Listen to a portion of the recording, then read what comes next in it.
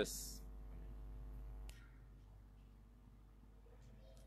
tes, tes, tes. Assalamualaikum warahmatullahi wabarakatuh.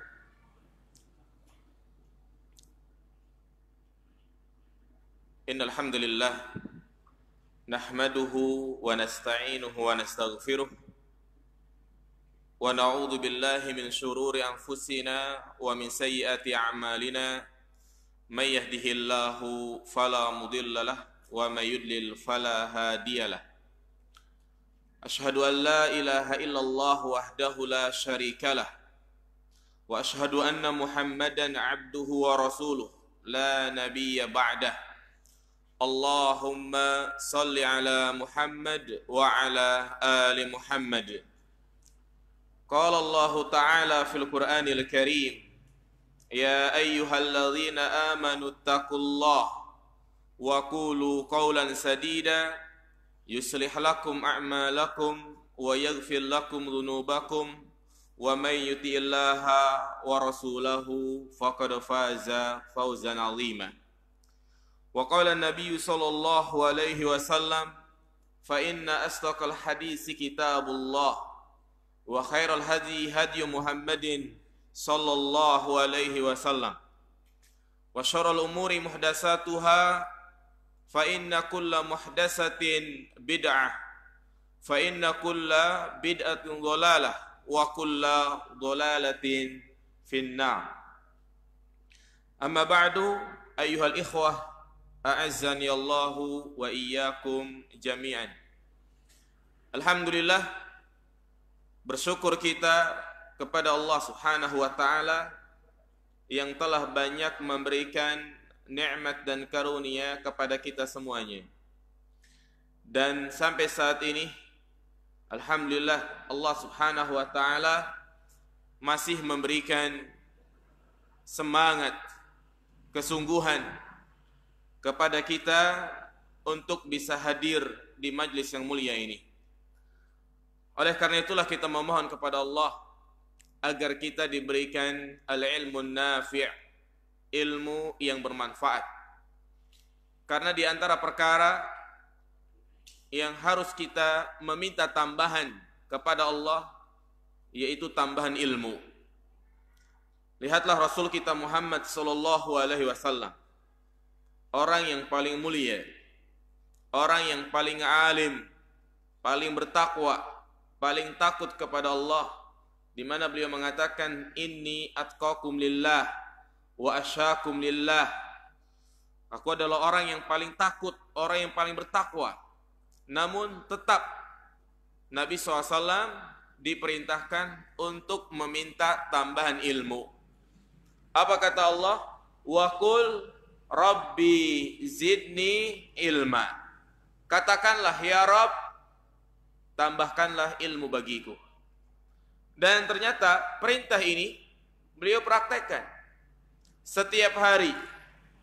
Selepas sholat subuh, beliau tidak lupa untuk memanjatkan doa, Allahumma inni as'aluka ilman nafi'ah wa rizqan thayyibah wa amalan mutaqabbalah. Ya Allah, aku meminta kepadamu ilmu yang bermanfaat, rizki yang halal, dan amalan yang diterima. Ini poin yang pertama yang beliau minta apa? Ilman nafi'ah, ilmu yang bermanfaat. Beliau tidak menjadikan permintaan yang pertama itu rizki yang halal. Tidak menjadikan permintaan yang pertama amalan yang diterima, tapi ilmu. Kenapa? Karena dengan ilmu inilah seseorang akan bisa membedakan mana rizki yang halal dan mana rizki yang haram. Dengan ilmu inilah seseorang akan bisa memahami bagaimana cara beribadah dengan benar, bagaimana cara beribadah sesuai dengan yang dituntunkan oleh Rasulullah SAW. Ini pentingnya al-ilm jamaah sekalian. Kemudian pembahasan yang akan kita bahas pada kesempatan kali ini yaitu tentang sikap sebagai seorang muslim ketika dia tertimpa musibah dan bencana. Ketika bencana terus melanda, apa sebabnya? Dan apa solusinya? Dan bagaimana sikap kita? Ini kita akan bahas. Jamaah yang dirahmati Allah Subhanahu wa taala, ketahuilah sesungguhnya Allah Subhanahu wa taala memerintahkan kepada kita untuk memikirkan peristiwa-peristiwa yang terjadi di sekitar kita. Dan ini merupakan salah satu tujuan Allah memberikan karunia kepada kita berupa akal. Ya. Yang membedakan antara manusia dan hewan. Apa salah satu tujuannya? Apa salah satu bentuk Islam menghormati akal? Allah Subhanahu wa taala menciptakan akal bagi kita bukan untuk menghakimi, bukan untuk menentukan halal haram, bukan. Bukan pula untuk didewakan, didahulukan daripada wahyu Allah Subhanahu wa taala, tidak untuk itu. Tetapi salah satu tujuan akal Allah ciptakan adalah untuk memikirkan apa-apa yang ada di sekitar kita.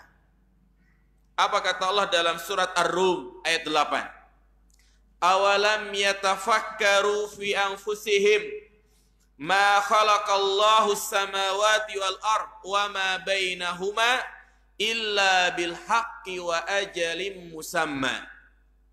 Mengapa mereka tidak memikirkan apa yang terjadi pada diri mereka? Tidaklah Allah menciptakan langit dan bumi dan apa yang ada di antara keduanya illa bil haq, kecuali untuk tujuan yang benar, wa ajali musamma, dan waktu yang telah ditentukan. Jadi ayat ini merupakan perintah bagi kita semuanya untuk memikirkan hal-hal yang menimpa kita, yang terjadi di sekitar kita. Demikian pula dalam ayat yang lain, surat Ali Imran ayat 191. Alladzina yadhkuruna Allaha qiyaman wa qu'udan wa 'ala junubihim wa yatafakkaruna fi khalqis samawati wal ard. Rabbana ma khalaqta hadza batila subhanaka faqina 'adzabannar. Orang-orang yang mengingat Allah dalam keadaan berdiri dan duduk dan dalam keadaan berbaring, dan mereka memikirkan tentang penciptaan langit dan bumi. Kemudian dia mengatakan, Rabbana ma khalaqta hadza batila. Wahai Rabb kami, tidaklah engkau menciptakan semua ini sia-sia belaka. Ya. Kemudian jamaah yang dimuliakan Allah Subhanahu wa taala, di antara perkara yang wajib untuk kita pikirkan, di antara peristiwa-peristiwa yang wajib untuk kita renungi, yaitu apa yang terjadi dan apa yang menimpa negeri kita tercinta. Berbagai macam musibah, malapetaka, bala yang terus datang silih berganti. Mulai dari tsunami, gunung meletus, tanah longsor, kemarau panjang, banjir bandang, dan yang terakhir kita semua pasti mendengarnya, gempa bumi yang sangat dahsyat menimpa saudara-saudara kita yang ada di Lombok. Demikian pula lebih dahsyat lagi gempa yang terjadi di Palu dan Donggala, sehingga mengakibatkan tsunami, pergeseran tanah dan yang lainnya. Banyak korban berjatuhan. Bahkan mungkin sampai sekarang ribuan orang meninggal dunia, jemaah. Ratusan ribu orang kehilangan tempat tinggalnya. Ini musibah, bencana yang datang silih berganti. Ya. Artinya jemaah sekalian, musibah-musibah yang terjadi di sekitar kita hendaklah harus kita jadikan sebagai bahan introspeksi, sebagai renungan bagi kita semuanya. Karena yang menjadi pertanyaan besar tentang terjadinya musibah-musibah ini adalah kenapa bencana ini terus datang? Adakah solusi secara Islam agar kita terhindar dari bencana-bencana tersebut? Dan bagaimana sikap kita sebagai seorang muslim ketika kita mengalami musibah? Atau juga sikap yang benar tatkala kita mendengar saudara kita itu tertimpa musibah. Tentu Al-Quran, As-Sunnah itu telah memberikan jawaban semuanya. Karena Islam adalah agama yang sempurna. Ya, ini wajib kita imani jamaah sekalian. Sehingga kalau dikatakan Islam adalah agama yang sempurna, segala kebaikan, segala keburukan telah dijelaskan. Terutama ini yang berkaitan dengan bencana. Allah Subhanahu wa taala menyebutkan dalam Al-Qur'an, "Al-yauma akmaltu lakum dinakum." Telah aku sempurnakan bagi kalian agama kalian. Jadi sikap yang baik, parameter kebaikan, yaitu dengan mengikuti apa yang disampaikan oleh Allah dan Rasul-Nya. Demikian pula perkataan sahabat Abu Dzar. Apa kata beliau? Tarakana Rasulullah sallallahu alaihi wasallam wa ma ta'irun yuqallibu janahaihi illa wa huwa yadhkuru lana ilma. Rasulullah telah meninggalkan kita semuanya, dan tidak ada burung yang mengepakkan kedua sayapnya, melainkan Rasulullah telah menjelaskan semuanya. Baik perkara yang paling kecil sampai perkara yang paling besar. Urusan keseharian kita, buang hajat, adab makan dan minum, bagaimana berinteraksi kepada saudara kita, tetangga kita yang muslim maupun non-muslim, bagaimana sikap kita tatkala kita mendapati barang temuan, semuanya telah dijelaskan. Tinggal kewajiban kita adalah untuk belajar dan belajar. Ya. Ini jamaah sekalian. Jadi wajib bagi kita untuk merenungi itu semuanya. Ada beberapa poin besar yang akan kita sampaikan tentang masalah ini. Kenapa ujian malapetaka terus melanda? Yang pertama, yang wajib kita imani, yang wajib kita pahami dan juga dimengerti bahwa dunia ini adalah tempat ujian. Yang namanya ujian berat. Yang namanya ujian tidak mengenakan. Jadi ketika Allah Subhanahu wa taala menciptakan kita ke alam dunia ini adalah untuk diuji. Sebagaimana Allah menyebutkan dalam surat Tabarak, "Alladzi khalaqal mauta wal hayata liyabluwakum ayyukum ahsanu amala." Dialah Allah yang telah menciptakan kematian, kehidupan untuk menguji kalian, manakah amal kalian yang paling bagus.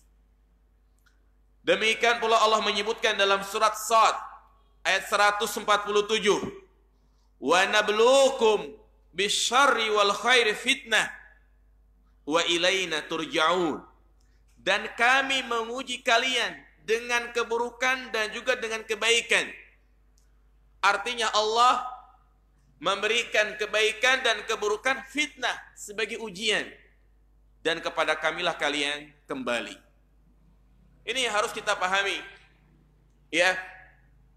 Maka tidak ada manusia yang hidup di muka bumi ini yang terlepas dari ujian. Maka hendaklah kita berkaca jamaah sekalian. Tatkala kita mengeluh sama orang, pernah gak kita berpikir kalau orang yang kita keluhi itu ternyata sedang diuji? Ketika kita curhat sama seorang ustadz, "Pak Ustadz, itu istri saya kok begini. Pernah gak kita memikirkan kalau ustadz itu sendiri sedang diapain? Sedang diuji. Mungkin banyak utang, mungkin anaknya begini, sakit, ataupun yang lainnya. Ya. Tidak ada yang sifatnya sempurna jamaah untuk mengarungi kehidupan ini. Ya, makanya Imam Ibnul Qayyim Al-Jauziyah mengatakan, setiap manusia yang diciptakan di muka bumi ini pasti diuji. Artinya lebih banyak ujiannya. Ketika dia mendapatkan nikmat, kebahagiaan, berarti ini diskon buat dia, bonus buat dia. Coba kita perhatikan, ada ya keluarga yang diuji dengan keadaan suaminya.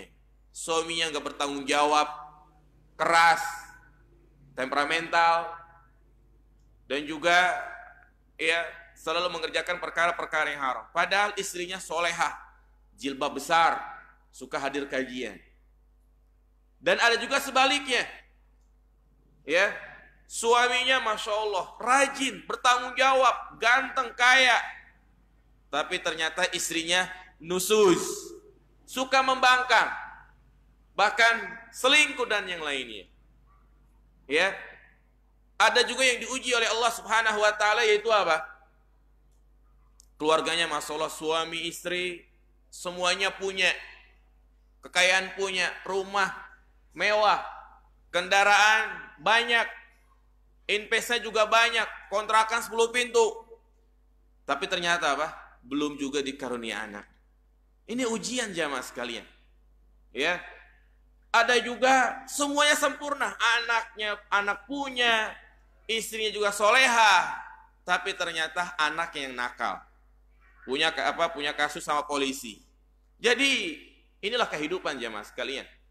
Allah mengatakan, alladzi khalaqal mauta wal hayata liyabluwakum. Allah menguji kalian, manakah amal kalian yang paling bagus. Ya. Dan yang namanya ujian, kata Allah di sini dalam surat Shad, bisyarri wal khairi, menunjukkan kepada kita bahwa ujian itu bukan hanya hal-hal yang tidak kita senangi saja.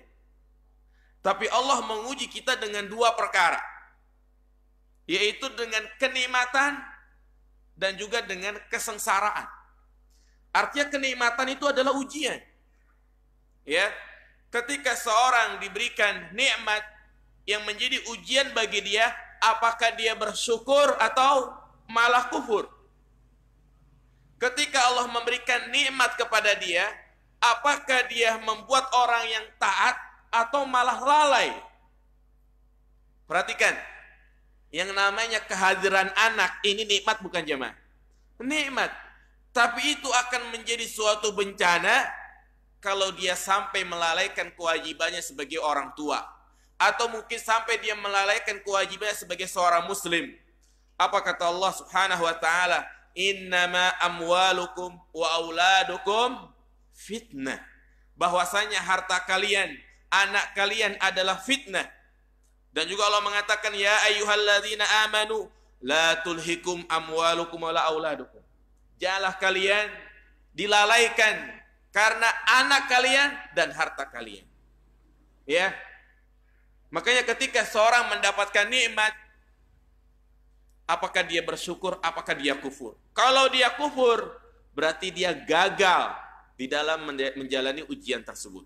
Kalau dia bersyukur, apa kata Allah? La in syakaratum la azidannakum. Dia akan ditambah nikmat.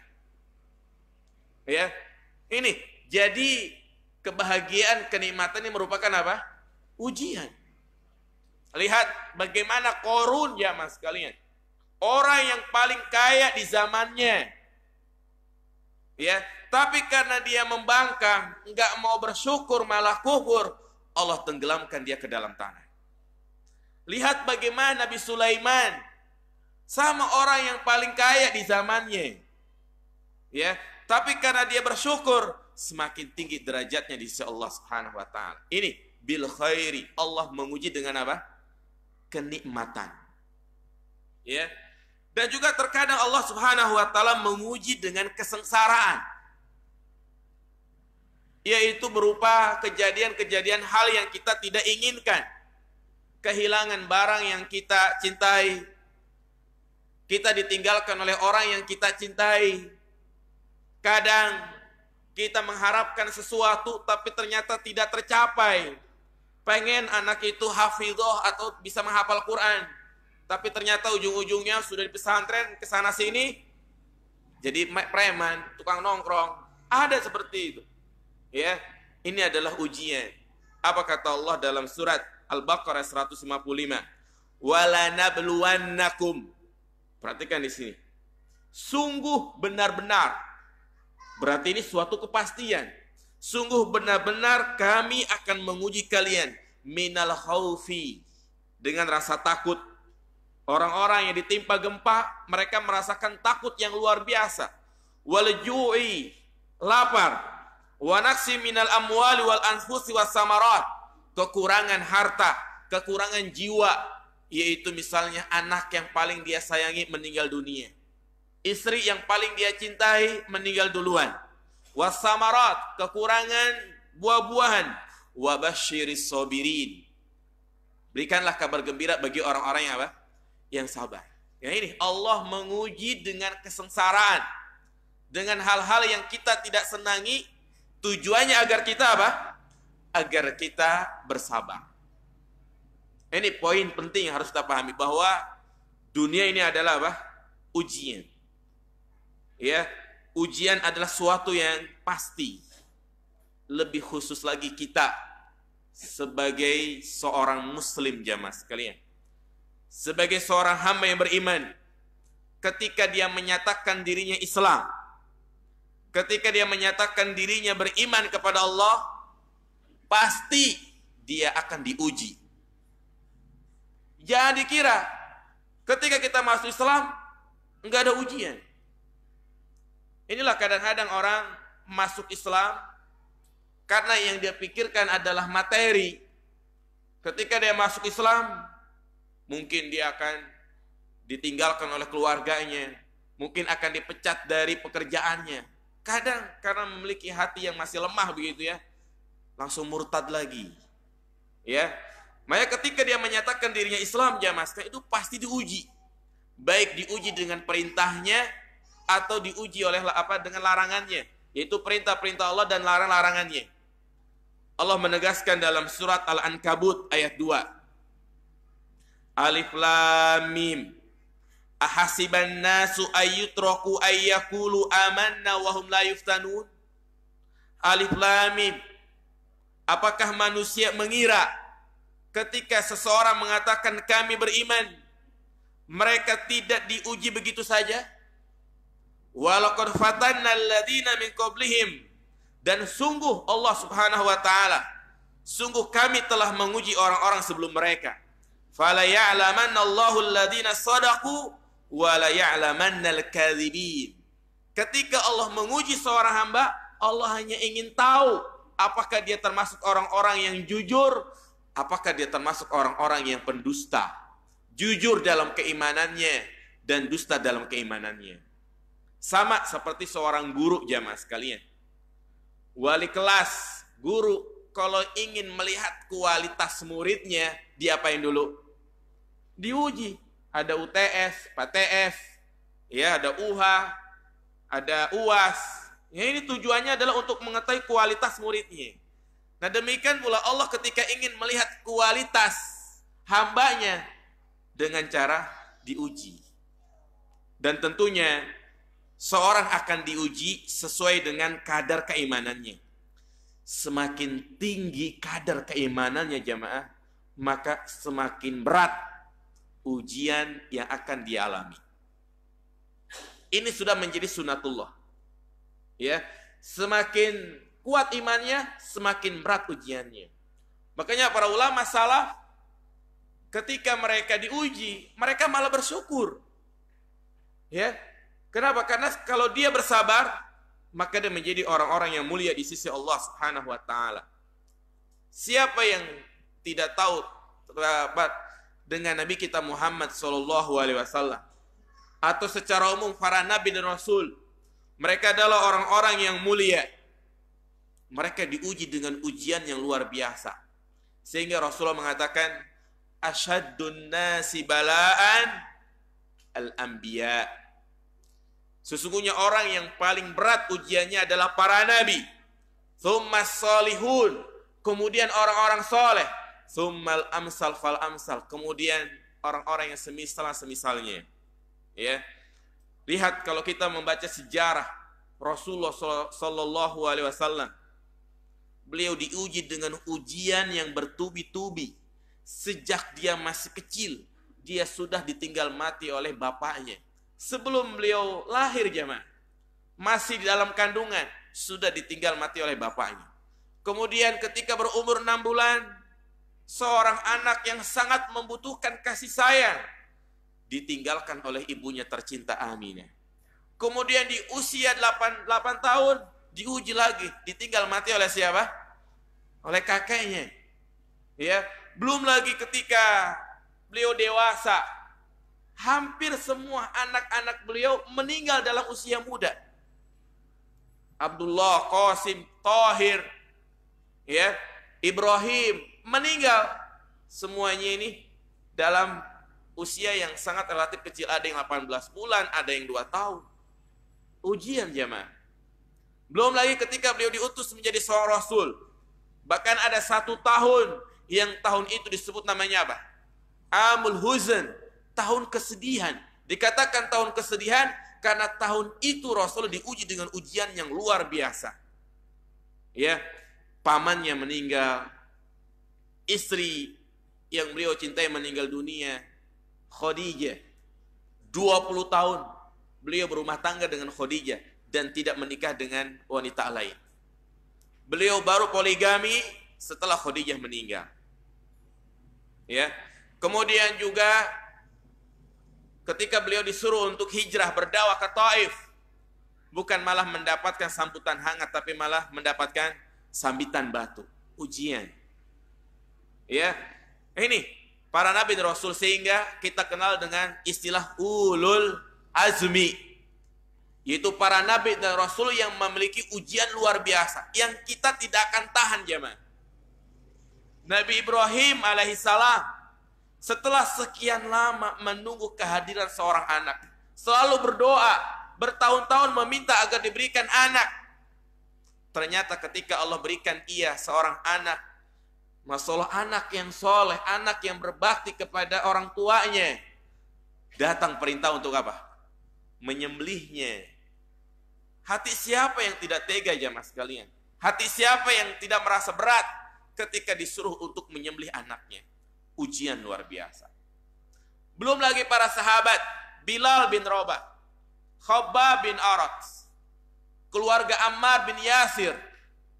Ada yang dibunuh, ada yang dijemur tengah padang pasir yang kering kerontang, ditindih dengan batu yang besar. Ujian. Belum lagi para imam. Siapa yang tidak kenal dengan Imam Ahmad bin Hanbal, Imam Ahlus Sunnah wal Jamaah? Dia mendapatkan ujian luar biasa. Dipenjara, disiksa, dicambuk badannya. Karena gara-gara mempertahankan satu kalimat Al-Quran, kalamullah. Ketika sudah yang menjadi khalifah saat itu meninggal dunia, akhirnya nggak jadi. Belum lagi Imam Malik dipenjara, kukunya aja mas kan dicabutin. Imam Malik kukunya dicopot-copotin. Demikian pula Syaikhul Islam Ibn Taimiyah, setiap hari, setiap waktu keluar masuk penjara. Ya, ini jadi benar apa kata Nabi Shallallahu Alaihi Wasallam, asyadun nasi balaan al-anbiya, thummal amsal fal amsal. Orang yang paling dahsyat ujiannya adalah para nabi, kemudian orang-orang yang soleh, kemudian semisalnya. Ya, makanya semakin berat ujian yang kita hadapi dan kita hadapi dengan kesabaran, maka semakin besar pahala yang kita dapat. Ya. Jadi semakin besar ujian yang kita alami dan kita hadapi dengan kesabaran, maka semakin besar pahala yang kita dapat. Apa kata Nabi? Inna idhamal jaza ma'a idhamil bala. Wa inna Allah idza ahabba qauman ibtalahum. Sesungguhnya besarnya balasan itu tergantung dengan besarnya apa? Ujian. Karena sesungguhnya Allah Subhanahu wa taala apabila mencintai suatu kaum, maka Allah menguji mereka. Ya. Sehingga Al-Imam Ibnu Qayyim Al-Jauziyah mengatakan tentang hadis ini, terkadang anugerah Allah turunkan dengan musibah. Ya. Jadi semakin besar musibah yang dialami, maka semakin mulia di sisi Allah Subhanahu wa taala. Bahkan dia menjadi orang yang mulia di sisi manusia juga. Nabi Yusuf sejak kecil dia diuji, sudah dipisahkan dari orang tuanya, kemudian dia menjadi seorang budak, kemudian dituduh dia berzina, kemudian juga dimasukkan ke dalam penjara. Karena kesabaran, Allah Subhanahu wa taala membalas dia dengan kemuliaan. Dia diangkat menjadi seorang nabi dan menjadi orang yang mulia di tengah-tengah manusia. Ya. Oleh karena itulah dari sini harus betul-betul kita imani, kita yakini dan kita pahami bahwa setiap musibah yang menimpa kita itu pasti ada hikmah. Ya. Ada kebaikan. Sehingga di antara perasaan yang harus kita hadirkan dalam hati kita adalah berprasangka baik kepada siapa? Allah Subhanahu wa taala. Jangan sekali-kali ketika Allah menguji kita, kita berburuk sangka kepada Allah. Ya. Satu ayat yang hendaklah kita jadikan sebagai kaidah, prinsip kita ketika menghadapi suatu musibah. Itu surat Al-Baqarah ayat 216. Apa kata Allah? Wa asa an takrahu syai'an wa huwa khairul lakum. Wa asa an tuhibbu syai'an wa huwa syarrul lakum. Ya, bisa jadi sesuatu yang engkau tidak senangi, yang engkau benci, yang engkau tidak merasa nyaman dengannya, itu merupakan kebaikan buat kamu. Dan juga bisa jadi sesuatu yang engkau senangi itu justru merupakan keburukan buat kamu. Makanya dikisahkan ada seorang pendeta jamaah sekalian. Ya. Dia ketinggalan pesawat. Jadi saat itu dia sudah sampai di bandara, ketiduran.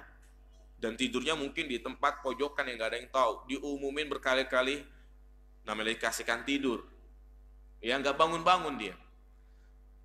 Tatkala bangun, ternyata pesawat udah terbang. Langsung dia marah-marah, mencela kepada petugas yang ada di situ. Ya, kenapa kok saya nggak dibangunin? Ternyata setelah beberapa jam kemudian, pesawat yang akan dia tumpangi tadi kecelakaan. Ya, nah ini jamaah sekalian, sesuatu yang tidak dia senangi ternyata di balik itu ada apa? Ada kebaikan. Ya, tatkala kita ditimpa suatu musibah, misalnya ya kehilangan barang yang kita senangi, barangkali Allah akan memberikan ganti yang lebih baik. Ketika motornya hilang, bisa jadi setahun 2 tahun dia akan punya mobil. Ya kan? Bisa jadi ketika dia belum dikaruniai anak, ini merupakan kebaikan buat dia. Makanya terus berdoa, jangan berhenti. Dan yang kedua, hadirkan prasangka baik kepada Allah Subhanahu wa taala. Berdoa, yang namanya berdoa tidak ada kesudahannya. Yang namanya orang yang berdoa tidak ada buruknya. Apa kata Nabi SAW? Ketika seorang berdoa, dia tidak meminta keburukan dan juga tidak memutus silaturahim, tidak meminta untuk diputus silaturahim, maka Allah akan memberikan salah satu dari 3 perkara. Imma ayu ajila da'watah. Yang pertama, bisa jadi Allah mengabulkan doanya. Ya. Yang kedua, bisa jadi Allah simpan doanya itu dan Allah akan memberikan yang lebih baik nanti pada hari kiamat. Yang ketiga, bisa jadi Allah akan hindari dia dari segala bentuk keburukan. Ini jadi yang namanya berdoa tidak ada kesudahannya. Kadang ada orang berdoa bertahun-tahun, berbulan-bulan, berhari-hari, tapi kok belum kunjung diijabahi jamaah sekalian. Ya, maka terus sabar. Hendaklah diberbaik sangka kepada Allah Subhanahu wa taala. Ya. Ini makanya ketika seorang terutama di akhir hidupnya di dalam hatinya itu ada berburuk sangka kepada Allah Subhanahu wa taala, maka ini merupakan kebinasaan buat dia. Kadang iblis menggoda manusia tatkala dia berusia senja.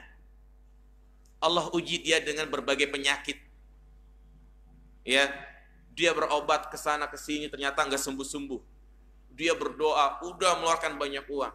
Akhirnya hatinya mungkin merasa, kok Allah begitu ya? Kok Allah udah nggak sayang lagi ya? Percuma saya sholat. Begini nih, orang yang sedang sakit.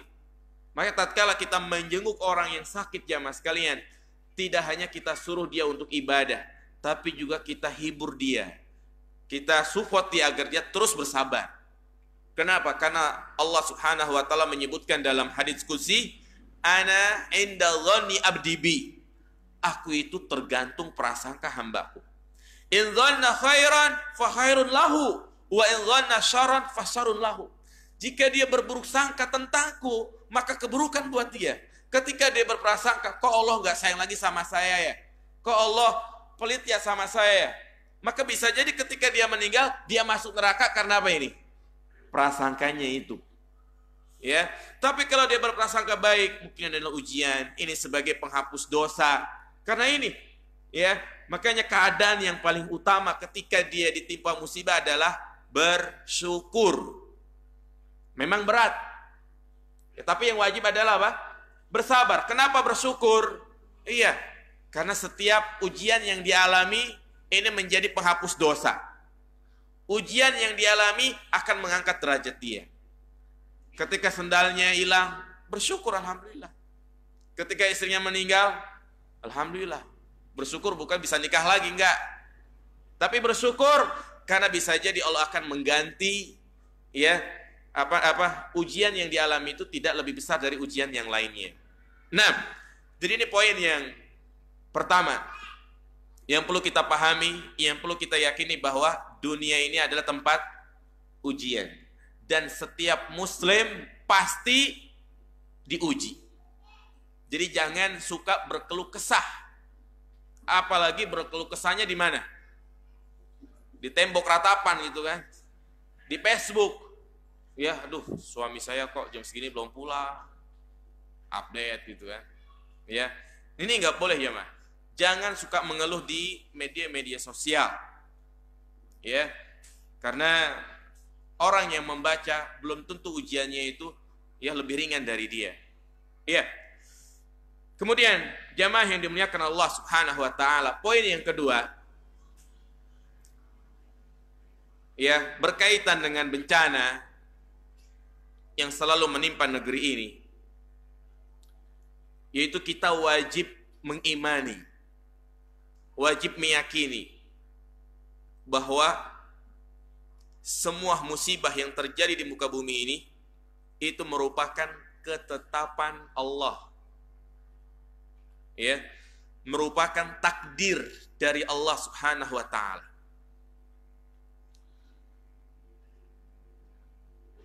Jadi ini yang wajib kita imani.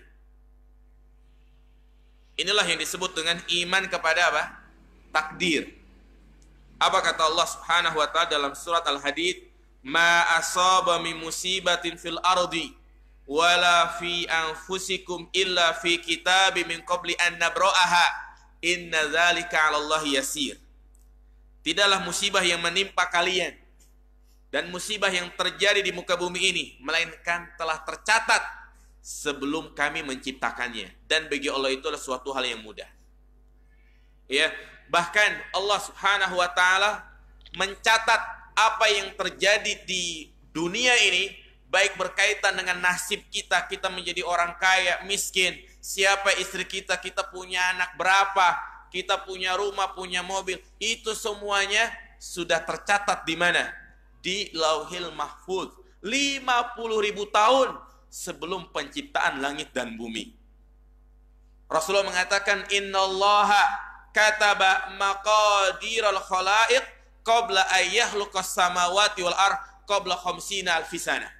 Sesungguhnya Allah Subhanahu wa taala mencatat takdir-takdir hambanya sebelum penciptaan langit dan bumi. Itu 50.000 tahun lamanya.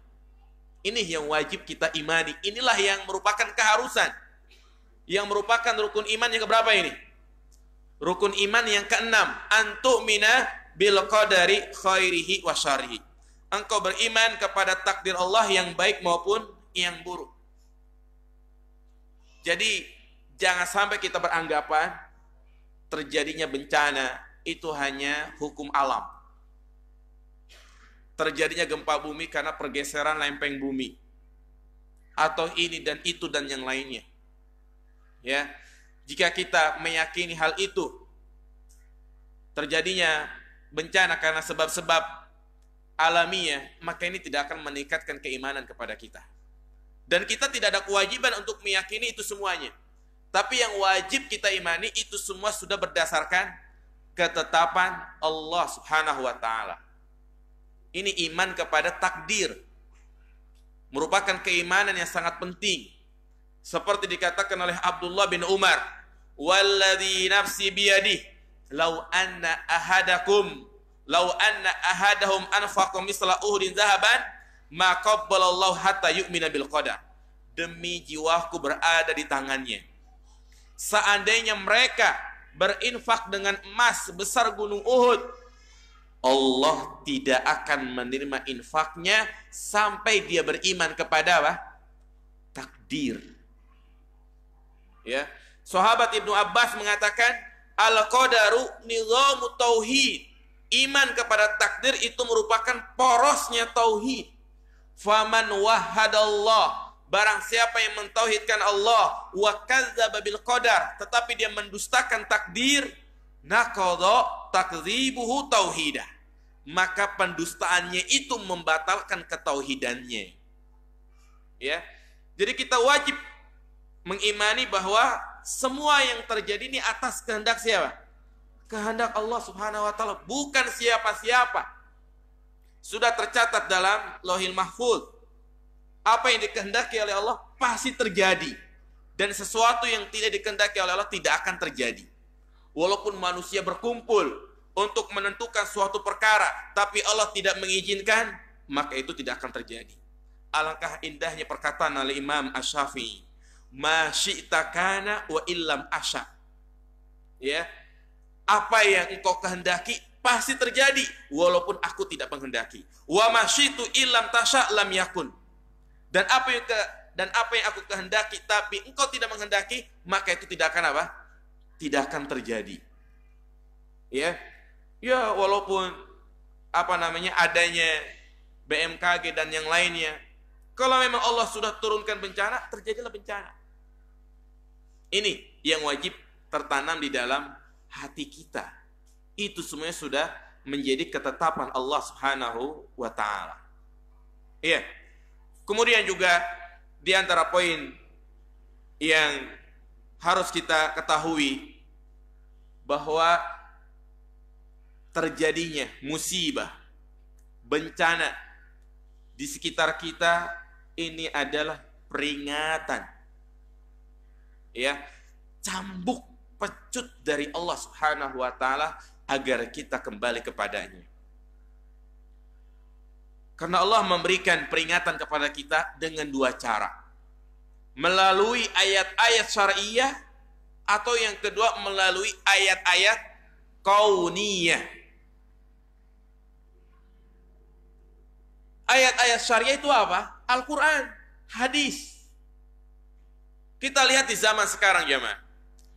Ketika manusia lalai dari ayat-ayat syariah, maka Allah ingatkan kita dengan apa ini? Ayat-ayat kauniyah. Ketika manusia sudah jauh dari Al-Quran, mereka lebih senang dengerin musik, lebih senang dengan dengerin selawatan yang disenandungkan oleh wanita-wanita cantik. Lupa lagi baca Al-Quran, gak pernah lagi dia buka Al-Quran. Bahkan yang dia hafal malah apa? Selawatannya. Karena saya lagi tenar selawatan siapa itu namanya itu? Nisa Sibyan ya. Iya. Jadi ketika manusia lupa dari membaca Al-Quran, atau dia baca Al-Quran tapi hanya baca saja, tidak dia renungi, tidak dia pahami. Ya, coba jangankan mereka jamaskan, kalau kita kembali kepada diri kita sendiri. Semenjak kita balik atau semenjak kita sudah bisa baca Al-Quran, pernah nggak kita menamatkan baca arti Al-Quran dari ayat pertama sampai ayat terakhir? Jujur, belum pernah kan? Belum pernah. Ya. Pernah nggak kita menghatamkan baca Al-Quran 114 surat? Ya, kadang cuma Ramadan doang, ya enggak? Itu pun iya. Ya. Ini ketika manusia sibuk dengan media sosial, waktunya habis berselancar di internet, Facebookan, WA-an, IG-an, maka Allah Subhanahu wa taala menegur kita dengan apa ini? Ayat-ayat kauniyah. Ya.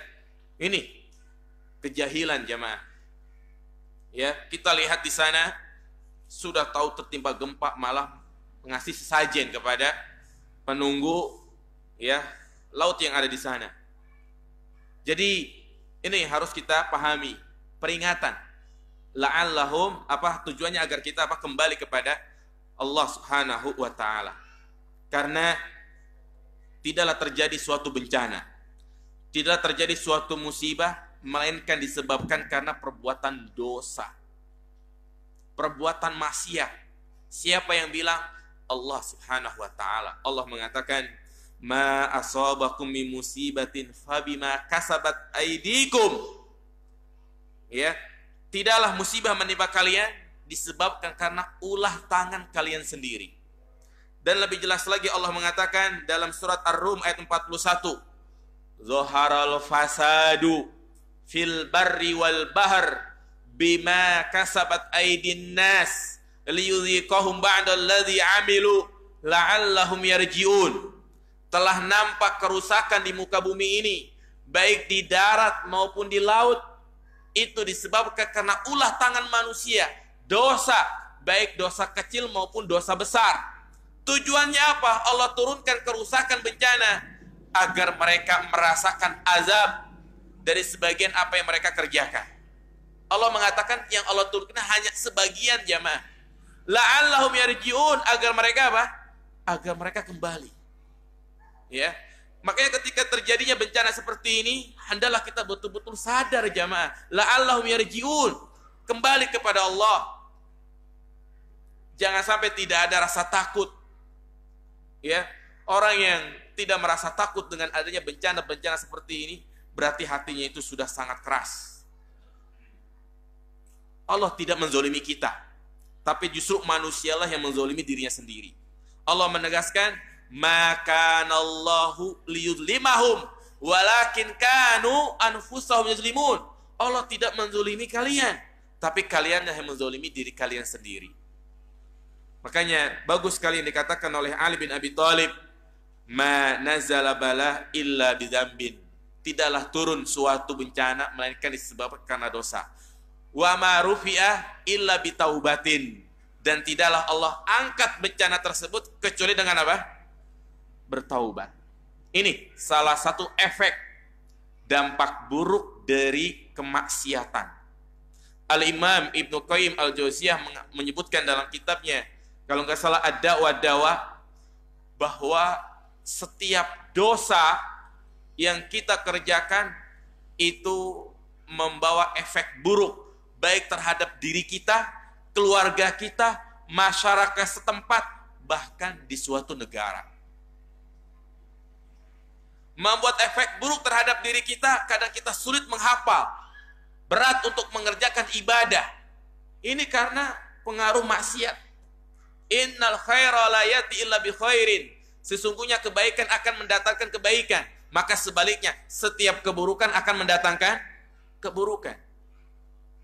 Dan di antara dampak buruk dari kemaksiatan ini menjadi sebab dibinasakannya penduduk suatu kaum. Menjadi sebab Allah turunkan bencana.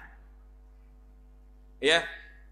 Coba kalau kita kembali kepada kisah-kisah yang Allah sebutkan di dalam Al-Quran. Iblis, laknatullah, Allah usir dia dari surga. Kenapa? Karena maksiat. Nabi Adam dan Hawa, Allah turunkan ke muka bumi karena melakukan kesalahan. Ya, dosa yang membuat kaumnya Nabi Nuh Allah tenggelamkan.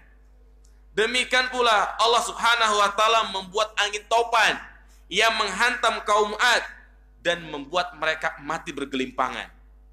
Allah pun mengirimkan teriakan yang sangat keras kepada kaum Samud sehingga memotong jantung-jantung mereka. Ya, Allah Subhanahu wa taala membinasakan kaumnya Nabi Lut dengan bencana yang sangat luar biasa yang tidak pernah dialami oleh orang-orang sebelumnya. Allah balikkan permukaan bumi yang di atas menjadi di bawah.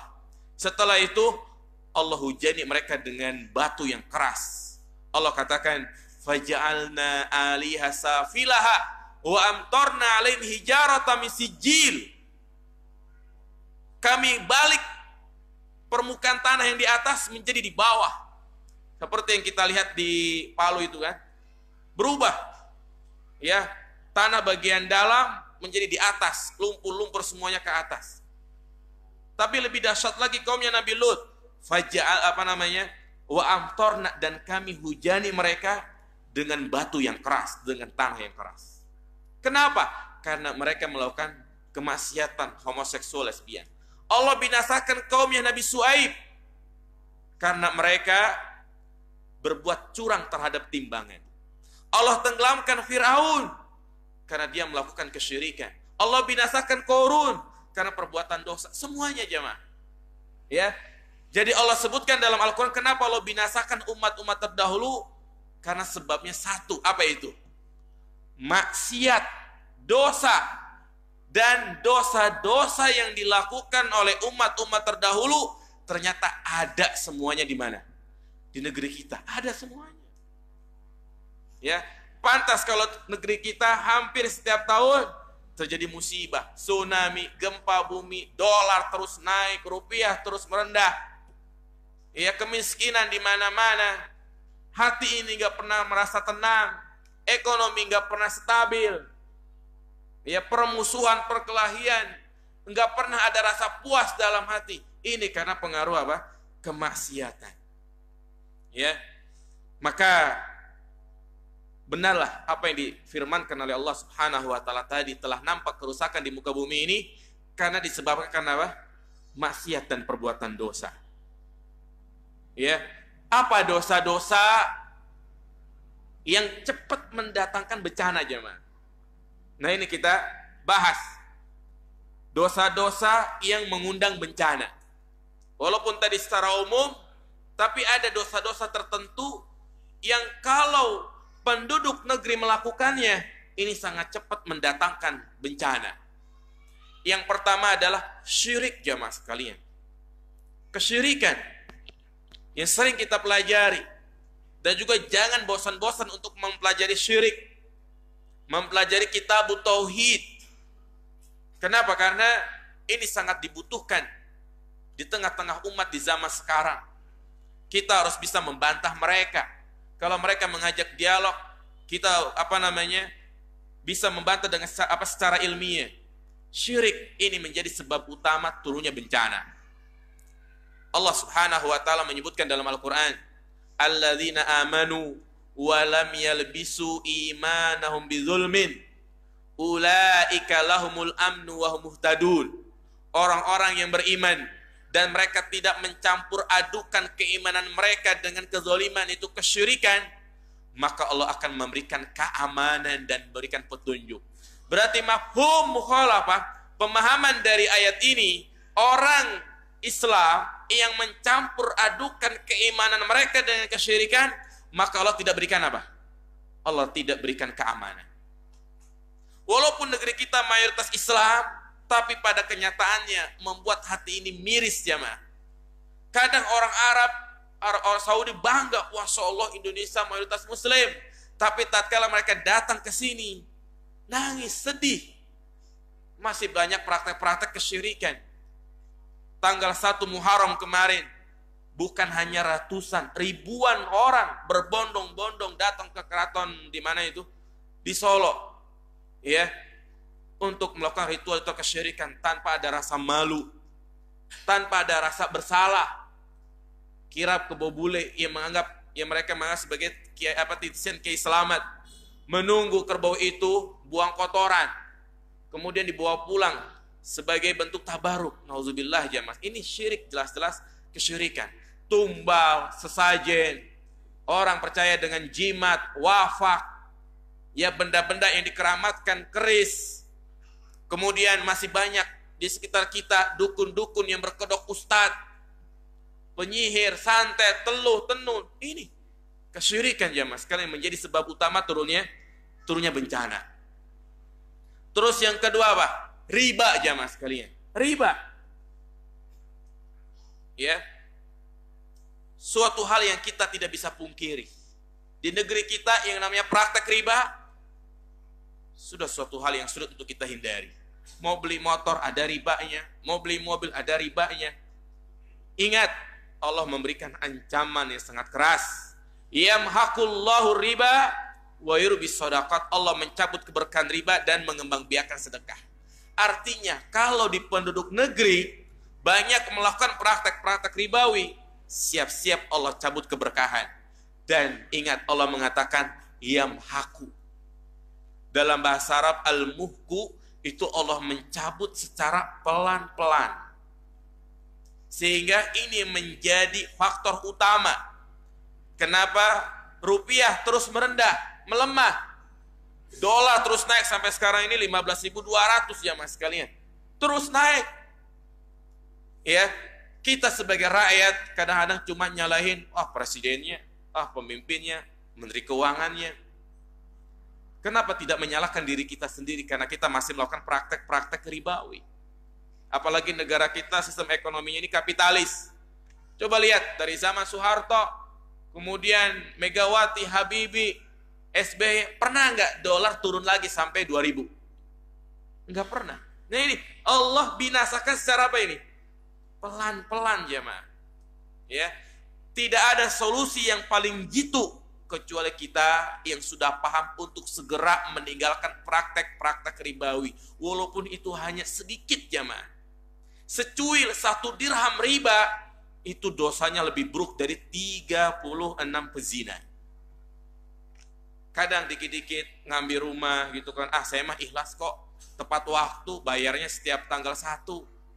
Tanpa dia sadari 15 tahun dia melakukan praktek ribawi. Lebih baik kita ngontrak jamaah sekalian sebulan 800.000 1 juta daripada 15 tahun pekerjaan kita. Ya, tenaga yang kita keluarkan, keringat yang keluar dari tubuh kita tidak membawa keberkahan sama sekali. Ya, lebih baik kita pakai sepeda ontel jamaah sekalian daripada motor bagus-bagus tapi boleh apa? Ngeriba.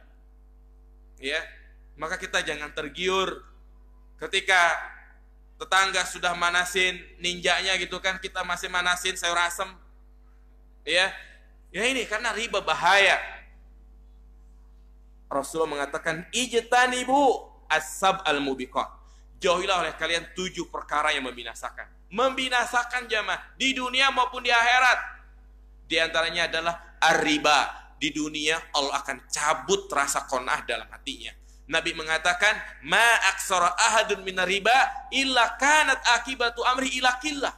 Seseorang yang dikit-dikit minjem duit ke bank, praktek ribawi, Allah akan cabut rasa qanaah dalam hatinya. Ketika dia sudah ngambil mobil misalnya, dia kredit 5 tahun, ternyata tetangganya punya mobil baru, expander. Pengen lagi yang baru. Seperti itu. Tidak ada rasa qanaah, gengsinya tinggi. Ini kalau kita bergelut dalam dunia apa? Dunia riba. Ya. Ini sudah menjadi sunnatullah. Apa kata Nabi? Idza tabayatum bil inah wa akhatum aznabal baqar wa raditumuz zara sallallahu alaikum dzullan la yanzi'u hatta tarji'u ila dinikum. Apabila kalian melakukan jual beli secara inah, yaitu secara riba, dan kalian sibuk dengan ekor sapi, yaitu sibuk dengan dunia, meninggalkan jihad, jauh dari majlis-majlis ilmu, apa kata Nabi? Sallallahu alaikum dzullan. Allah akan menimpakan kehinaan kepada kalian. Dan kehinaan itu akan dicabut kecuali kalian kembali kepada agama Allah. Takut ya mas sekalian. Tidak ada kata terlambat. Siapa saja yang sudah tahu nih, riba haram, kerja di bank haram, minjem duit di bank haram, tapi dia tetap saja dia lakukan, sama saja dia nantang Allah. Allah mengatakan, fa illam taf'alu fa'danu biharbin minallahi wa rasuli. Jika kalian tetap melakukan praktek-praktek ribawi, tidak ditinggalkan, umumkanlah perang dari Allah dan Rasulnya. Ini baru di dunia. belum di alam kubur, belum di akhirat. Ini sebab utama terjadinya apa? Bencana. Kemudian juga yang ketiga, di antara dosa yang mendatangkan malapetaka yaitu pilih kasih dalam penegakan hukum. Ya. Yaitu hukum, keadilan dalam masalah hukum tidak ditegakkan. Tumpul ke atas, tajam ke bawah.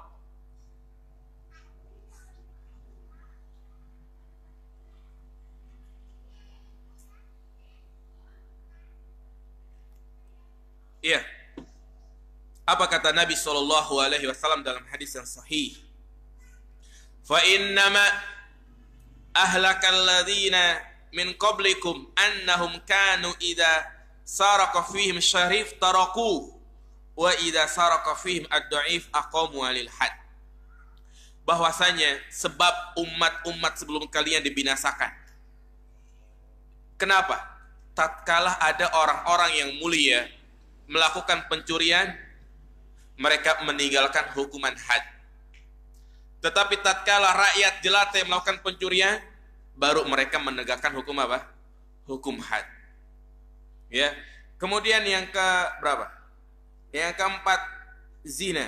Bahkan di sini ada satu hadis jamaah sekalian yang menunjukkan kepada kita ada 5 kemaksiatan.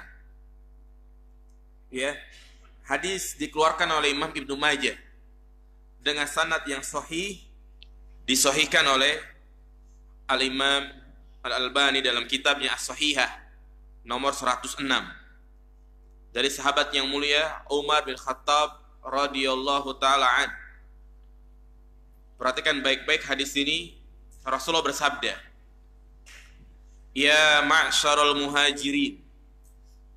Ini Nabi berceramah, kajian di tengah siapa? Orang-orang muhajirin. Namun hukumnya berlaku juga kepada seluruh umatnya. Khamsun idza btalaitum bihinna. Ada 5 perkara yang apabila kalian terjerumus ke dalamnya, wa'udzubillahi an tudrikuhunna. Aku berlindung kepada Allah agar kalian tidak terjerumus ke dalamnya. Ya. Artinya 5 dosa ini akan mendatangkan petaka yang sangat besar. Makanya Nabi berlindung, ya Allah, aku berlindung kepadamu agar kalian tidak mendapatinya. Karena kalau ada yang melakukannya, nah ini, yang pertama, lam tazharil fahishatu fi qaumin qattun hatta yu'lanu biha illa fasha fihi mutta'un wal auja' allati lam takun madat fi aslafihim alladzina madaw. Yang pertama adalah yaitu apabila nampak perzinahan pada suatu kaum, ya, sehingga sudah menjadi hal yang terang-terangan, enggak ada rasa malu, bahkan dibuat lokasi khusus perzinahan.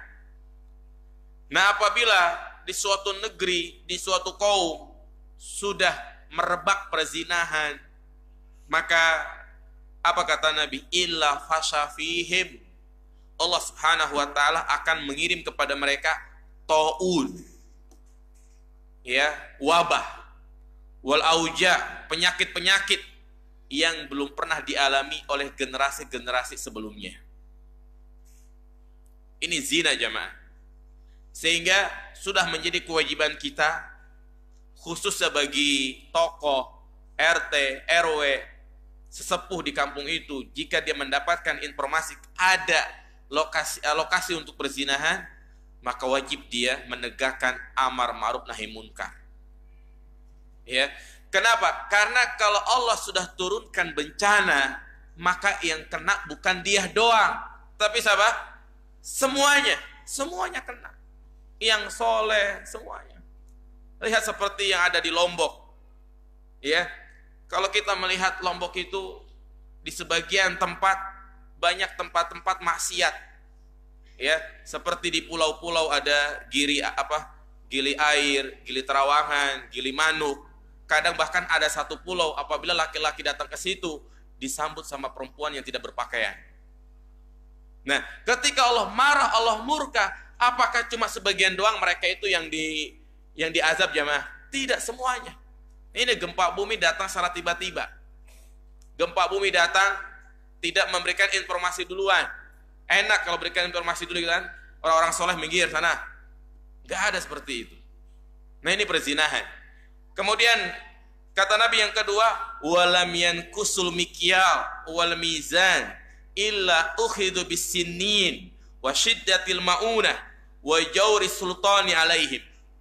Dan tidaklah mereka mengurangi timbangan, mengurangi takaran. Apa ancamannya? Melainkan mereka akan ditimpa musim pacak klik. Wa syiddatil maunah, susah. Ya, krisis. Wa jawri sultan alaihim, dan juga Allah akan memberikan apa? Pemimpin yang zalim. Ya, ini karena mengurangi timbangan. Dan banyak sekarang jamaah, banyak orang yang berbohong, manipulasi data, curang dalam berdagang. Ya, kadang menyembunyikan aib dalam perdagangan. Ini kalau masyarakat sudah banyak yang melakukan seperti ini, Allah akan timpakan pacak klik, kemudian pemimpin yang apa? Pemimpin yang zalim. Sehingga sering kita dengar pemimpin itu cerminan dari siapa? Rakyatnya. Rakyatnya suka ngurangin timbangan, udah pasti Allah akan memberikan pemimpin yang buruk. Iya. Kemudian yang ketiga, kata Nabi, walam yamna'u zakata amwalihim illa muni'u al-qatar. Ya, tidaklah mereka enggan membayar zakat nih, mereka yang enggak mau bayar zakat. Illa muni'u al-qatar. Ini menjadi sebab terhalangnya turunnya hujan. Walaulal bahaim lam yumtar. Seandainya tidak ada binatang, mereka tidak akan dihujani terus-terusan kemarau. Tapi karena ada binatang, ada hewan, maka Allah turunkan hujan. Kemudian yang kelima, wa ma lam tahkum a'immatuhum bi kitabillah wa yatakhayyaru mimma anzalallahu illa ja'alallahu bi ba'sahum bainahum. Yaitu apabila pemimpin kalian tidak berhukum dengan Al-Qur'an, tidak berhukum dengan kitabullah, bahkan memilih hukum yang lain, Allah akan menimpakan permusuhan di hati-hati kalian. Ini hadis yang sahih, disahihkan oleh Syekh Al-Albani. Jadi langsung Nabi menyebutkan ada 5 dosa. Yang pertama tadi zina, ya kan? Maksudnya dalam hadis tersebut. Yang kedua mengurangi timbangan. Yang ketiga enggan membayar zakat. Yang keempat tidak berhukum. Kemudian yang kelima, yang terakhir ini, walam yang kudu ahdallahi wa ahda rasulih illa sallallahu alaihim aduwa min ghairihim fa'akhadu ba'da ma fi aidihim. Yaitu mereka melanggar larangan-larangan Allah, bermaksiat secara umum, maka Allah akan menangkan musuh-musuh kalian. Artinya orang kafir akan menguasai kaum muslimin, sehingga kaum muslimin satu dalam keadaan terhina, ya, dalam keadaan rendah, bahkan mereka akan mengambil apa yang kita miliki, ya. Jadi ini sebab dan faktor-faktor terjadinya bencana, yaitu disebabkan karena perbuatan dosa dan maksiat. Oleh karena itulah, ya, solusi agar kita terhindar dari bencana sangatlah jelas bagi kita. Insya Allah kita sudah tahu semuanya, namun terkadang kita belum bisa merealisasikannya. Apa kata Allah Subhanahu wa taala? Walau anna ahlal qura amanu wattaqau lafatahna alaihim barakatim minas sama'i wal ard walakin kazzabu fa'akhadnahum bima kanu yaksibun. Seandainya penduduk kaum mereka beriman dan bertakwa, maka sungguh kata Allah, ini janji Allah nih, la fatahna, kami akan buka keberkahan dari langit dan dari bumi. Tetapi apa? Mereka kebanyakan dusta, hingga akhirnya kami pun mengazab mereka. Kuncinya berarti ada berapa? 2, iman dan takwa. Ya. Kita harus berusaha bagaimana iman ini terus naik, terus bertambah. Karena memang iman ini kadang bertambah, kadang berkurang. Ketika berkurang, maka adalah kita berusaha untuk menambahinya. Orang yang memiliki keimanan yang kuat, insya Allah akan tenang hidupnya. Ya, walaupun dolar naik, tenang dah hidupnya. Allah akan berikan kekuatan dalam hatinya. Enggak pernah mengeluh. Walaupun hatinya sedih, tapi dia berusaha untuk menampakkan kegembiraan. Allah Subhanahu wa taala menyatakan, "Ala inna awliya Allah la khaufun 'alaihim wa lahum yahzanun alladzina amanu wa kanu yattaqun." Wali-wali Allah itu enggak takut, enggak sedih, enggak gelisah. Siapakah mereka? Mereka adalah orang-orang yang beriman dan apa? Bertakwa. Ini kuncinya jemaah. Jadi daripada kita sibuk-sibuk ngurusin politik, ya, sibuk menjelek-jelekkan pemerintah, lebih baik kita menyibukkan diri dengan ibadah jemaah. Kembali kepada tujuan awal kita diciptakan adalah untuk ibadah. Bertakwa, sibukkan dengan amal, sibukkan dengan menuntut ilmu, sibukkan dengan menjaga anak-anak kita dari api neraka. Karena Allah tidak membebani kita kecuali sesuai dengan kemampuan kita. Tatkala kita enggak mampu merubah negara, siapa kita? Kita rakyat biasa. Ya, kadang omongan kita enggak didengar gitu kan. Maka lebih baik kita merubah diri kita dulu.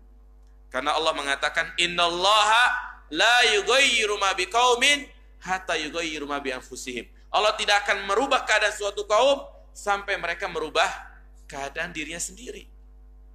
Ya, ya ayyuhalladzina amanu qu anfusakum ahlikum nara. Wahai orang-orang yang beriman, jagalah diri kalian dan keluarga kalian dari api neraka. Ini kewajiban kita, fokus di sini. Yang namanya halal boleh kita kerjakan. Kalau kita sudah jelas itu haram, tinggalkan. Makanya pembahasan kita pada pekan yang keempat itu kitab Al-Kabair. Ini kitab yang sangat bagus sekali, menjelaskan kepada kita tentang dosa-dosa besar. Kaji kitab tersebut jamaah, pelajari agar kita tahu yang dosa adalah dosa, yang maksiat adalah maksiat. Jangan sampai kita bertahun-tahun beragama Islam enggak tahu kalau itu adalah suatu kemaksiatan.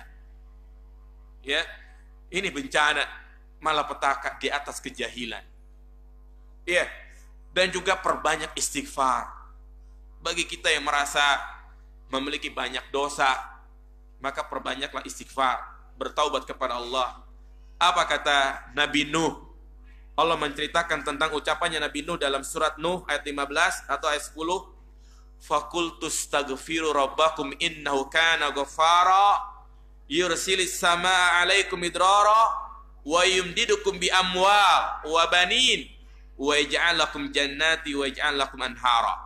Aku katakan kepada mereka, perbanyaklah istighfar karena sesungguhnya Allah adalah Maha Pengampun. Allah akan menurunkan air, Allah akan memberikan harta, dan juga Allah akan memberikan anak dan yang lainnya. Ini perbanyak apa?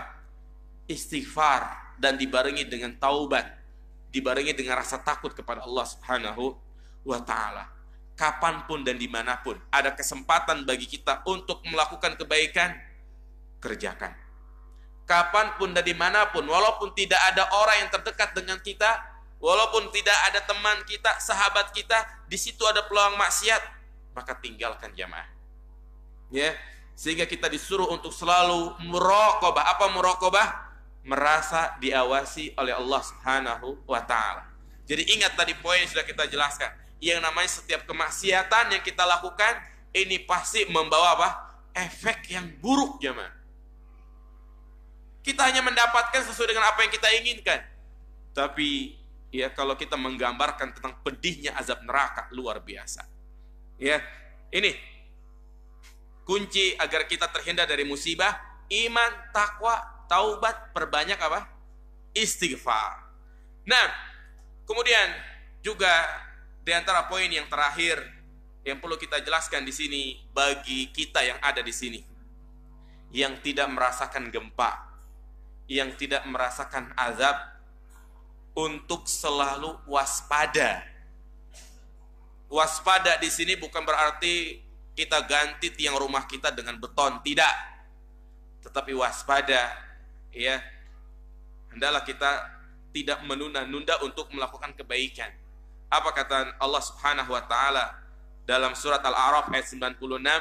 Afa amina ahlul qura ayatiyahum ba'suna bayatan wa hum naimun. Apakah penduduk kaum merasa aman turunnya azab kami di malam hari tatkala mereka sedang tidur? Gempa yang terjadi di Lombok itu di malam hari. Demikian pula tsunami yang terjadi di Aceh itu terjadinya kapan? Waktu duha pagi. Allah mengatakan, afa amina ahlul qura ayatihum duhan wa hum yal'abun. Apakah penduduk kaum merasa aman dengan turunnya azab kami di waktu duha tatkala mereka sedang main-main? Afa aminu makrallah fala ya'manu makrallah illal qaumul khasirun. Tidaklah suatu kaum merasa aman dari makar Allah melainkan mereka adalah orang-orang yang merugi. Ya.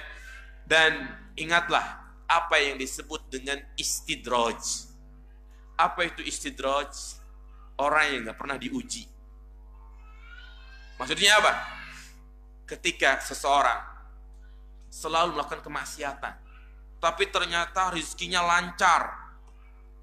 Ketika dia merasa ya suka berbuat dosa, tapi adem-adem aja kondisi hidupnya, maka ini disebut namanya apa? Istidraj. Allah memberikan tenggang waktu. Ketika dia seperti itu terus-menerus hatinya berpaling, maka Allah akan palingkan terus dan pada akhirnya Allah azab mereka dengan azab yang sangat pedih. Falamma zagu azagallahu qulubahum. Tatkala mereka berpaling, maka Allah palingkan hatinya.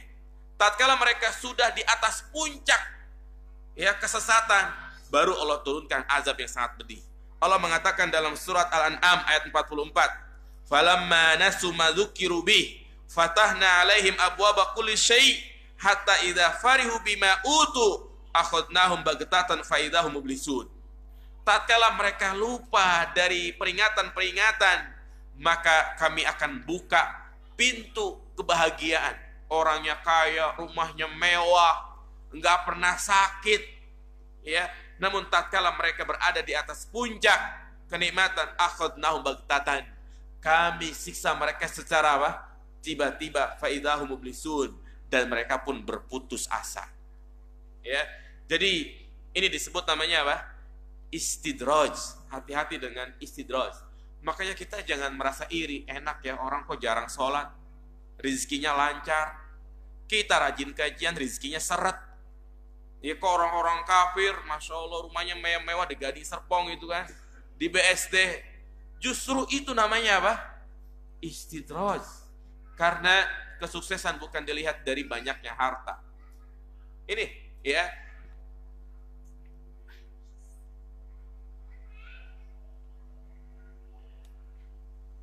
Naam jamaah sekalian. Jadi itulah kaidah-kaidah dan prinsip-prinsip yang sangat penting yang harus tertanam dalam hati kita ketika bencana musibah terus melanda kita. Ya. Jadi saya ulangi, saya simpulkan dari apa yang kita sebutkan tadi. Yang pertama, di mana kita diperintahkan untuk memikirkan ya peristiwa-peristiwa yang ada di sekitar kita. Kemudian kita wajib mengimani bahwa dunia ini adalah tempat apa? Tempat ujian. Dan orang-orang yang beriman pasti diuji. Seorang yang diuji, seorang itu mendapatkan ujian sesuai dengan apa? Kadar keimanannya. Semakin berat ujiannya, kalau dia bersabar, Allah akan memberikan kemuliaan. Dan juga musibah yang terjadi di muka bumi ini merupakan takdir Allah. Jangan kita menganggap itu cuma hukum alam. Ketika terjadi gerhana itu cuma kejadian biasa. Maka ini tidak boleh. Tapi kita wajib imani itu adalah semua kehendak Allah Subhanahu wa taala. Kemudian terjadinya bencana adalah apa? Peringatan, teguran agar kita kembali kepadanya. Karena sudah menjadi sunatullah terjadinya bencana ini disebabkan karena perbuatan dosa manusia. Dan tadi dosa-dosa yang mengundang bencana apa diantaranya? Syirik, kemudian riba, pilih kasih dalam menegakkan hukum, zina, mengurangi timbangan, enggan membayar zakat dan tidak berhukum dengan hukum Allah. Dan solusinya agar kita terhindar dari bencana itu apa? Iman, takwa, dan taubat, perbanyak istighfar. Ya, saya kira cukup itu yang bisa saya sampaikan. Semoga kajian ini bermanfaat dan menjadikan iman kita kuat dan teguh dalam menghadapi musibah-musibah yang menimpa kita. Jadi keluhkanlah segala urusan kita ya kepada Allah Subhanahu wa taala. Jangan suka mengeluh di media sosial. Tatkala kita ingin mengeluh kepada seseorang, berpikirlah barangkali orang yang kita keluhin itu ujiannya lebih apa? Lebih berat. Nah, ada pertanyaan?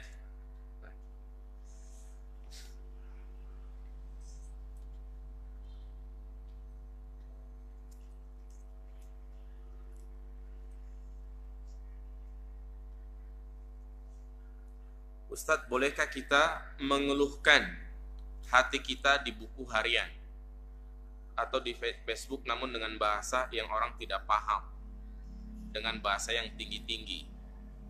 Nggak boleh, tetap tidak diperbolehkan. Ya, tempat mengeluh beda ya, antara mengeluh dan mencari solusi. Ini beda. Kalau kita ingin mencari solusi, boleh kita datang sama orang yang sekiranya bisa menyelesaikan masalah kita. Kita punya utang banyak begitu kan? Gak apa-apa kita datang sama orang yang punya duit, mau minjem duit.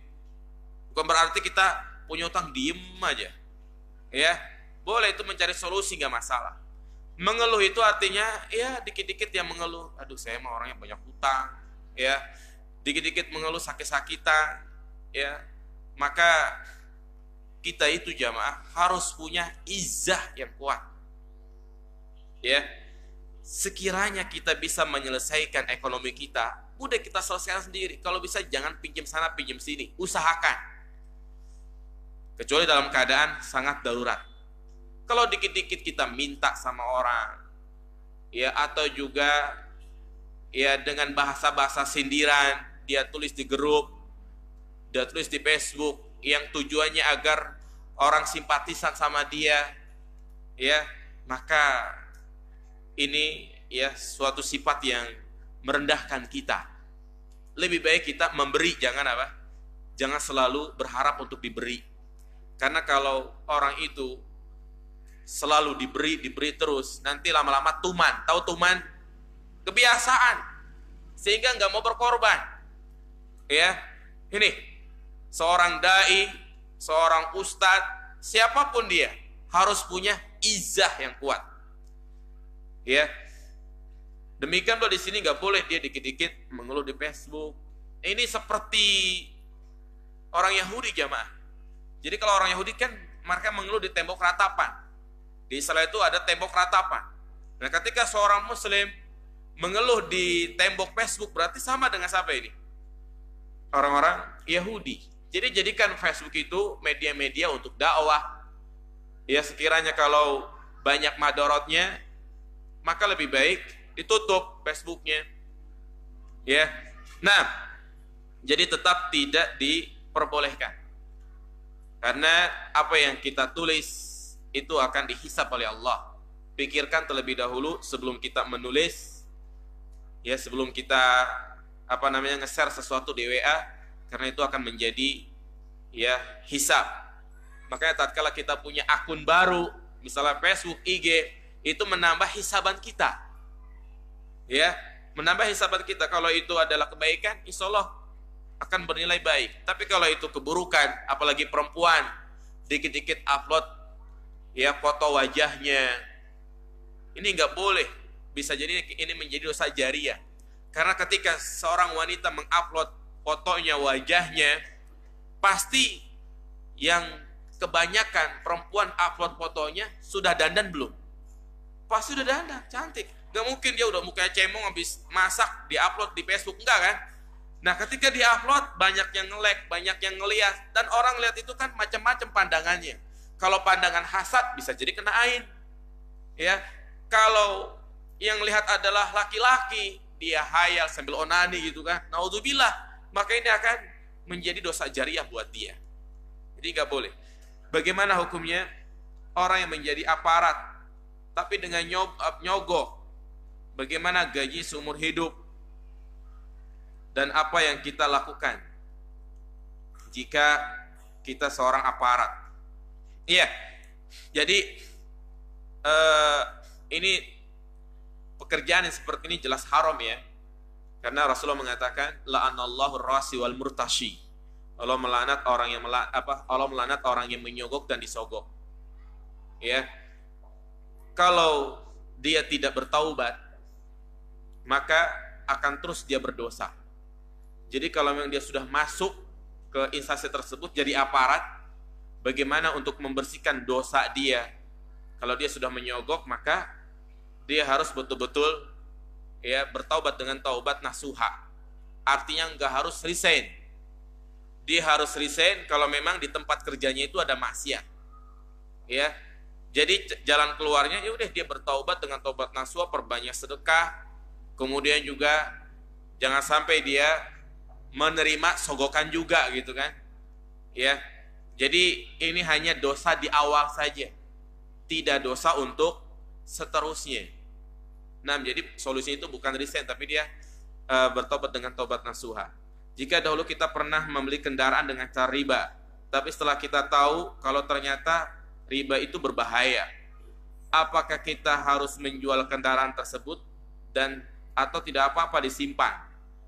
Ya ini ada dua keadaan. Jika memang kendaraannya tersebut belum lunas dan masih lama kreditannya, maka solusi yang terbaik yang pertama adalah segera dilunasi.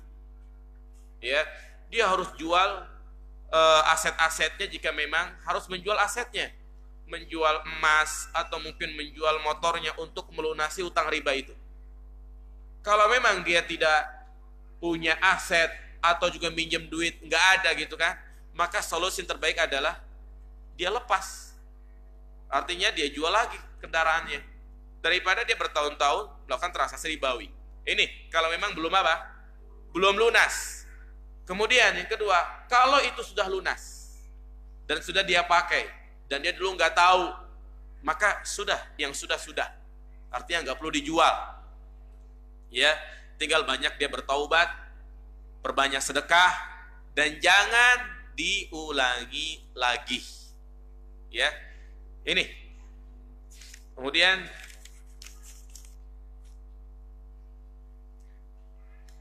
nah, bagaimana dengan dosa bid'ah Ustaz? Apakah mengundang bencana? Tidak. Sedangkan dosa bid'ah itu dosa terbesar setelah syirik. Nah, tadi saya lupa sampaikan. Di antara dosa yang mengundang bencana adalah bid'ah. Ya, perkara baru dalam agama. Jadi ini dosa yang sangat besar. Karena saya punya tulisan khusus tentang ada 15 bahaya-bahaya bid'ah.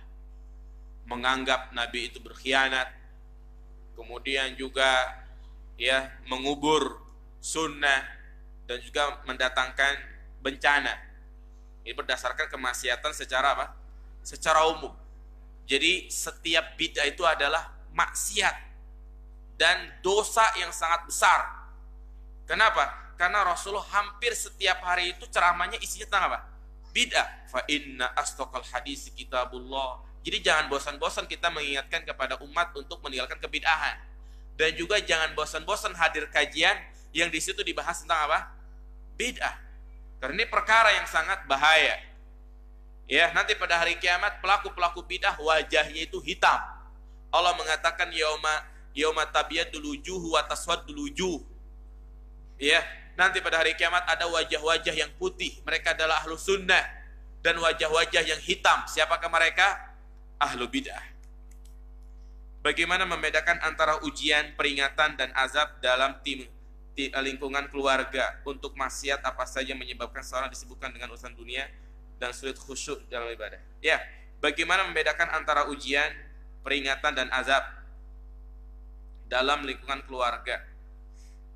tinggal dikembalikan kepada diri dia, jemaah.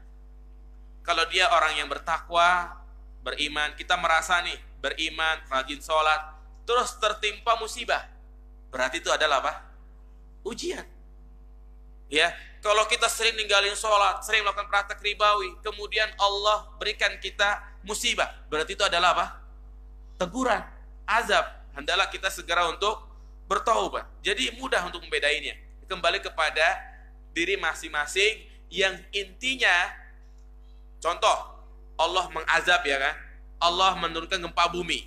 Pastikan di desa itu, di kampung itu orangnya macam-macam.